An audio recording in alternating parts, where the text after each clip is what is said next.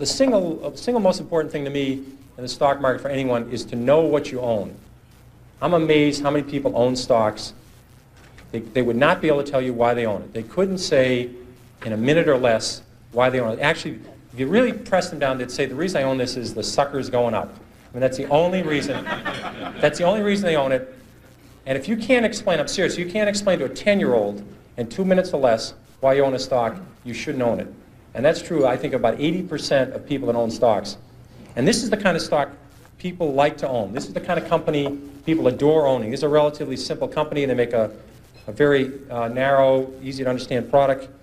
They make a 1 megabit SRAM, CMOS, bipolar risk, floating point, data I/O array processor with an optimizing compiler, a 16 dual port memory, a double diffused metal oxide semiconductor monolithic logic chip with a plasma matrix vacuum fluorescent display.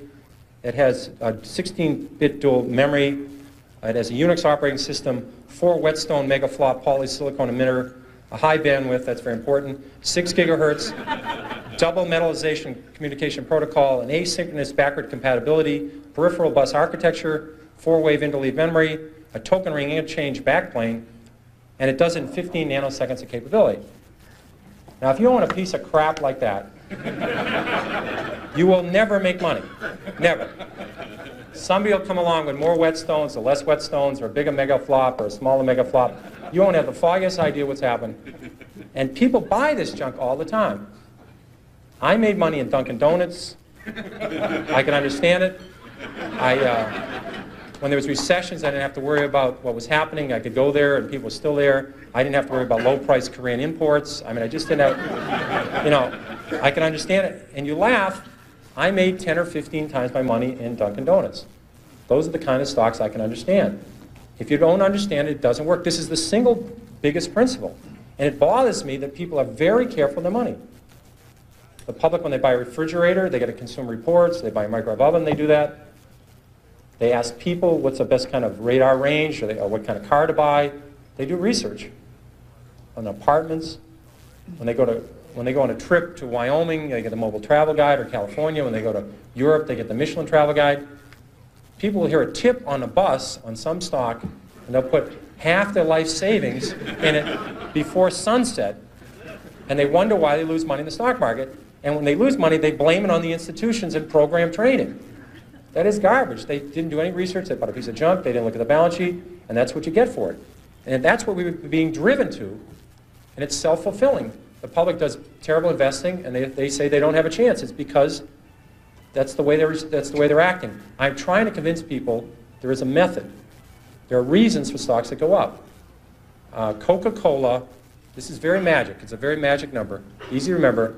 Coca-Cola is earning 30 times per share what they did 32 years ago. The stock has gone up 30-fold. Bethlehem Steel is earning less than they did 30 years ago. The stock is half its price of 30 years ago. Stocks are not lottery tickets. There's a company behind every stock. If a company does well, the stock does well. It's not that complicated. People get too carried away. And first of all, they try and predict the stock market. That is a total waste of time. No one can predict the stock market. They try to predict interest rates. I mean, if anybody would predict interest rates right 3 times in a row, they'd be a billionaire. Considering there's not that many billionaires on the planet, it's very, you know, I had logic, so I had a syllogism and studied these when I was at Boston College. There can't be that many people who can predict interest rates because there'd be lots of billionaires. And no one can predict the economy.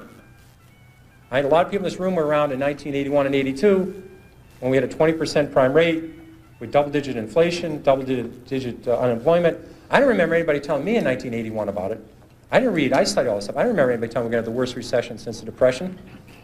So what I'm trying to tell you, it'd be very useful to know what the stock market's going to do. It'd be terrific to know that the Dow Jones average a year from now would be X, that we're going to have a full-scale recession, or interest rate's going to be 12%. That's useful stuff. You never know it, though. You just don't get to learn it. So I've always said, if you spend 14 minutes a year on economics, you've wasted 12 minutes. And I really believe that.